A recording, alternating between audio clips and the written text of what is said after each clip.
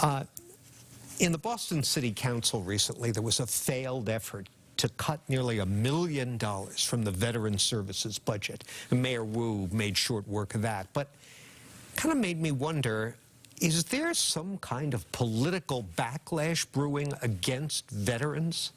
I don't think so. I mean, I think that we live in a time in America where people generally support veterans, even if they don't agree with the wars that we fought in. I mean, I did 4 tours in Iraq. Iraq was a very unpopular war. But unlike Vietnam, I was still welcomed home. In fact, it's given me a tremendous appreciation for our Vietnam veterans and what they went through, also fighting in an unpopular war, but really being looked down upon, to say the least, sometimes spit upon, castigated when they came back here, having to hide their service when they were risking their lives so that other people didn't have to. Because this particular cut, we were talking about the right, some of the things the right is doing in Congress. This particular cut came from the left. Well, there are a lot of people who don't understand veterans and the fact that, you know, you come back, I've been public about my struggles with post-traumatic stress and what I had to do to deal with that. But I mean, what do you expect? We go through some of the toughest circumstances on earth. Of course you're going to come home and need a little bit of help transitioning. And the amazing thing, John, is that, you know, veterans are disproportionately CEOs of Fortune 500 companies. They're more involved in their communities. They love to serve again. They do a lot of good for America. But veterans are also disproportionately homeless. So how do you get this separation where some veterans do so well, they're running companies, starting businesses, and others literally end up on the street? Well, a lot of times it's just they don't make that transition successfully. And so helping vets with that transition, which is exactly what this kind of money that the Boston City Council is trying to cut would do, that's a good investment in the future of this country. Well, you mentioned mental health as an issue you've been focusing on, and it's been just about a year since the 988 Lifeline was established. Briefly, explain what that is and give us an update on what impact, if any, it's having.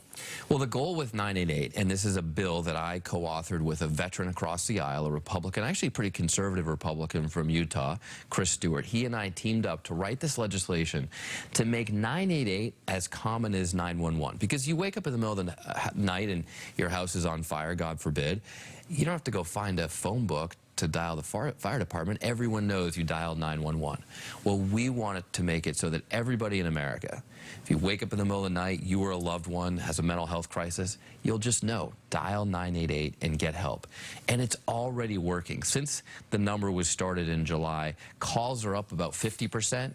Texts, which of course are a good proxy for how much youth in America are using this service, texts are up over 1,000%. I mean, this is really impressive stuff. Are there resources to meet that demand? Yes, there are. In fact, the time that it takes to speak with a counselor when you dial in has gone down dramatically. It's only about 30 seconds average wait now. It used to be over a minute.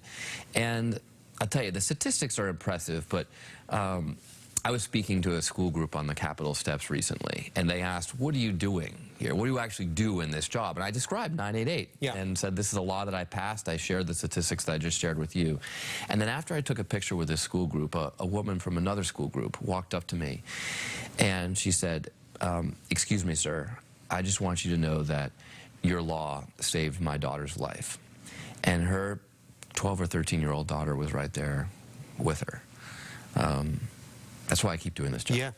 Well, listen, we're just about out of time, but I got to squeeze in one last thing here. You haven't been shy in the past at times about criticizing President Biden. Haven't talked to you since he announced he's running for re-election. Are you supporting him? I am. I mean, he's been a remarkably productive president. He's done a lot of good things for the country, and as a result, I think he deserves a second term. Congressman, thanks for being here. All right.